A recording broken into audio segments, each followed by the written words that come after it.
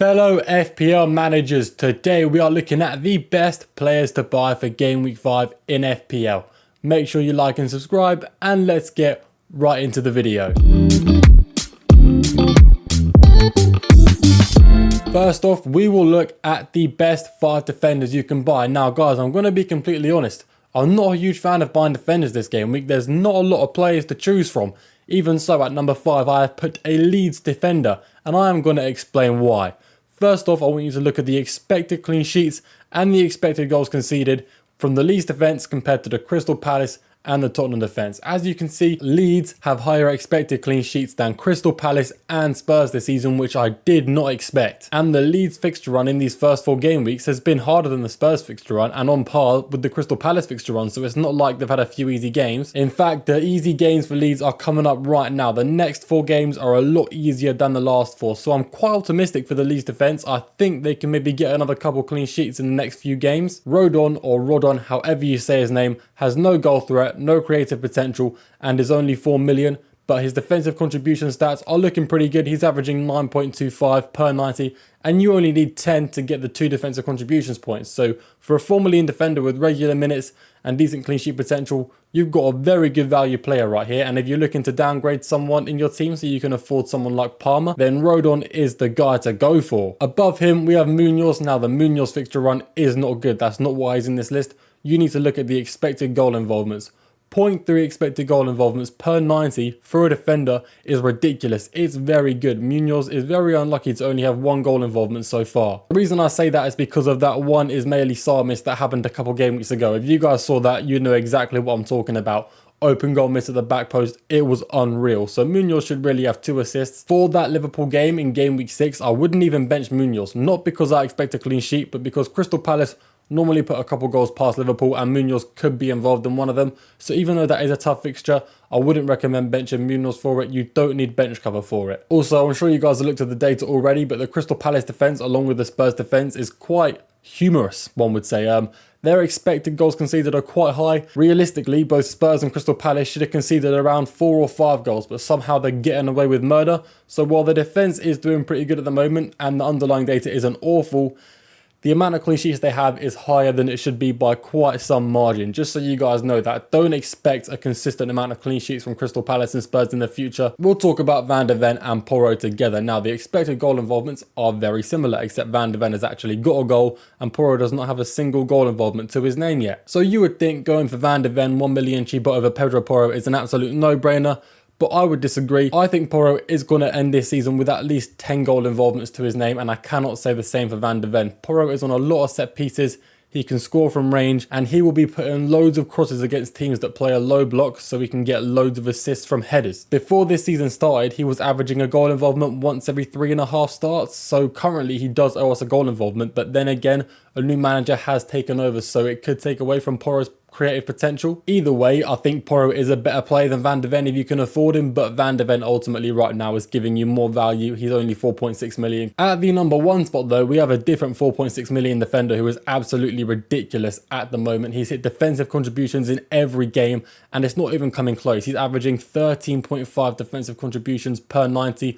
The Bournemouth defense is also really strong. The lowest expected goals conceded on this list. The only teams that are better than Bournemouth for defensive data is Arsenal and Newcastle, and they're on par with Liverpool. Combine that with Bournemouth's fixture run, I think they have a top 5 fixture run in the league right now across the next 6 game weeks. You know, you have a really good value defender who's going to bring you loads of points, loads of clean sheets, loads of defensive contributions across the next 6 to 8 game weeks. So if you're looking for a cheap defender, please look no further than Senesi. I know the hype's around Van de Ven right now because he got a goal last game week, but Senesi is your guy to go for. In all honesty, guys, if I was looking for a defender, Senesi is the only one I'd be considering buying this game week, not a single other one on this list.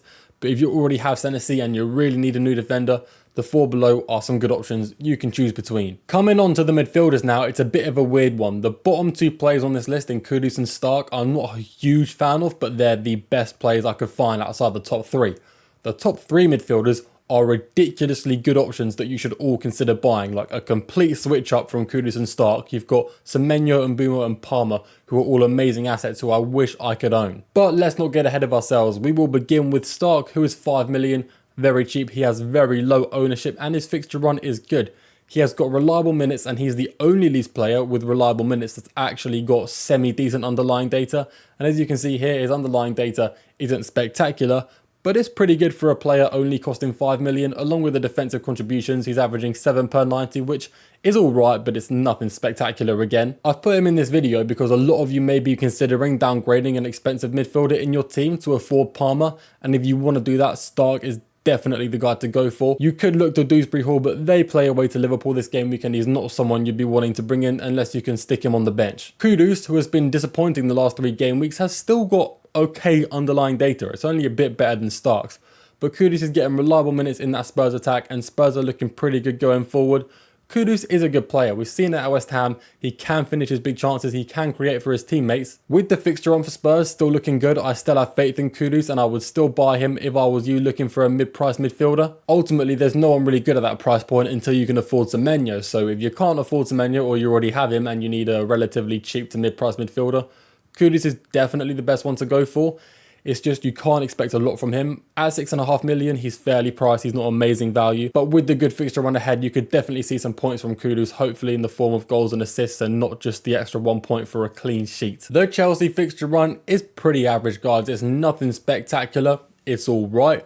Palmer has not been great since before his injury towards the end of last season and the beginning of this season, but he has just come back and scored a goal on his return from injury, and we know how good Palmer can be as an FPL asset. There's a couple times I can think of just off the top of my head where he scored 4 goals in a single Premier League game. And since Salah is well overpriced at 14.5 million, if I was a Salah owner, I'd be making that switch from Salah to Palmer almost instantaneously, or maybe wait till he's played home to Everton, then go from Salah to Palmer. Either way, I think the premium combo this season is going to be Haaland plus Palmer. That is looking like it's going to be the meta, the most effective tactic available, unless Isak comes in and starts creating a storm and starts scoring goals left, right and centre. But even then, he is a 10.5 million asset that's not on penalties, so how good can he really be?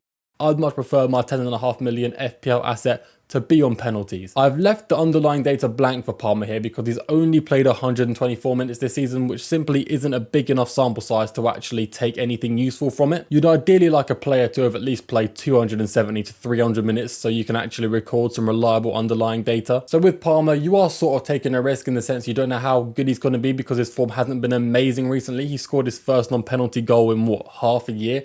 Last game week, so he might not be the best player to own. He could be overpriced at 10.5 million, but I'm willing to bet that's not the case, and he is probably going to be tearing it up. In second on the list, we have Mbeumo. Now, what's really interesting about this guy is that he is second for expected goal involvements in the Premier League behind the one and only Erling Haaland, which I did not expect. Even though the fixture run for Man United is fairly mediocre, when a player's outputting that number of expected goals and that high number of expected assists, you simply cannot ignore it. His teammates haven't been the best at finishing his chances, and even Mbeumo himself hasn't been the best at finishing either.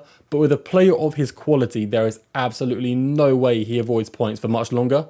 I know coming to Man United kind of ruins players, but with Mbeumo, I'm thinking surely that cannot be the case. We all saw how good he was at Brentford. And finally, this one needs no explanation. It's for the 3rd week in a row. Semenyo is the best midfielder to own. The underlying data for him is ridiculous. Very, very close in Mbeumo's underlying data. He's actually 0.01 expected goal involvements less than Mbeumo, so he is 3rd for expected goal involvements in the league, and Mbeumo is obviously 2nd, like I mentioned earlier. They're basically tied 2nd.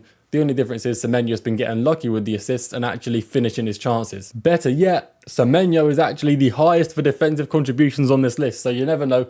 There could be a game week in which Semenyo scores a couple goals and gets defensive contributions, but you know, I very much doubt that. Before we get into the forwards, I just want to say I do believe Haaland is the best forward to own in FPL, but I would not recommend bringing in a player who is about to play away to Arsenal, and that is why he's not on this list. Also, please don't hate me for the guy I've put at number 1. Evan Nilsson has 1 goal and 1 assist this season, and that's fair. You know, he's not overperforming the expected goals. With the expected assists, he sort of is overperforming. There's not a single play here with any good creative potential, but Evan Nilsson has created 1 big chance and it has somehow turned into a goal.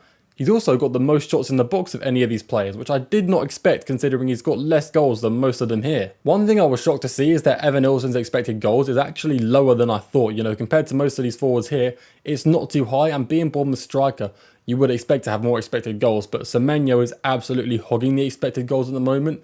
Now, this doesn't mean Evan Nilsson is going to get absolutely no expected goals. It's all going to go to Semenyo. It just means they've been going to Semenyo at the moment, and they could easily go to Evan Nilsson. He may find himself in the right place at the right time instead of Semenyo. Chris Wood at number 4. Got a brace in game week 1 and he's blanked ever since, although the next 2 fixtures are really easy and the expected goals for Chris Wood are still there and he is still overperforming. The classic Chris Wood we all know and love. The issue with buying this guy is that for the next 2 game weeks he's going to be really good, but following the fixtures are going to get tougher. So if you're looking for a short-term option, maybe you're looking for some quick points, Chris Wood is the guy to go for. If you're looking for someone to own long-term, it could work because, as we know, Chris Wood only needs 1 shot to get a 9-pointer. But with them tough games, if Ange's tactics don't really favour Chris Wood, it could be quite tough and he could end up being a bad option in your FPL team. Mateta is up next, and Mateta's fixture run isn't that great either. But like I said, playing home to Liverpool, they will probably let in a couple goals, and Mateta could be at the forefront, bagging them goals in the back of the net. He's not really had his shooting boots on this season. Normally his expected goals performance is quite good, but this year, so far, he's underperforming the expected goals, which I did not expect. Also, he has the highest expected assists per 90 on this list, coming in at a staggering 0.09 expected assists per 90. The reason I'd recommend you pick Mateta over Wood or Evan Nilsson is because long term, he's got a decent fixture run, and he's Premier League proven. You know, he gets the expected goals and normally puts them away. For Wood and Evan Nilsson, neither of them have both. You know, Evan Nilsson's got the fixtures, Wood has the Premier League proven quality. Mateta has both, and that is why he is at 3rd on this list. Into the 2nd spot now, we do have Recoveries, who is killing it with the expected goals and the big chances. Arsenal are a very defensive team, so I'm very shocked he's outputting this number of expected goals, and I'm even more shocked he's putting them away. I thought he was going to be a player that kills it in the Portuguese league and flops in the Premier League. And after watching him play against Man United in game week 1, I thought I was right, but I could not have been more wrong. Even though Recoveries has 2 really tough games coming up, with Man City's bad form and Newcastle's, not great form, I do believe he could score in both of those games. Not to mention Arsenal just spam set pieces, and Gyökeres is a tall guy, so he's definitely got a chance to score from some of them, even though it's normally the defenders who are scoring them headers from the set pieces. And let's get into the final one now. I know a lot of people might disagree with this one, but I still believe Watkins is the best forward to own in FPL. The expected goals aren't great, nor are the big chances or the expected assists, and Aston Villa's form is pretty awful. In fact, they've played 4 games this season and not scored a single goal, which is incredibly worrying. But the next 4 fixtures for Watkins are incredibly good, you can't deny it. I'm sounding like a broken record constantly saying Watkins is the best player to buy, and I do mean it and I do believe it and I do own him myself. I'm not just saying it to bring all of you down. I'm going to be holding Watkins regardless until game week 7, maybe selling him for game week 8, but I probably won't sell him for game week 8 considering he's going to score 6 goals in the next 3 games.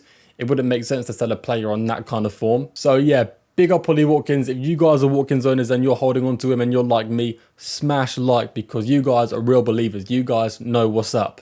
Anyway guys, if you did make it this far, thank you very much for watching. You are greatly appreciated, and I will see you all in the next video.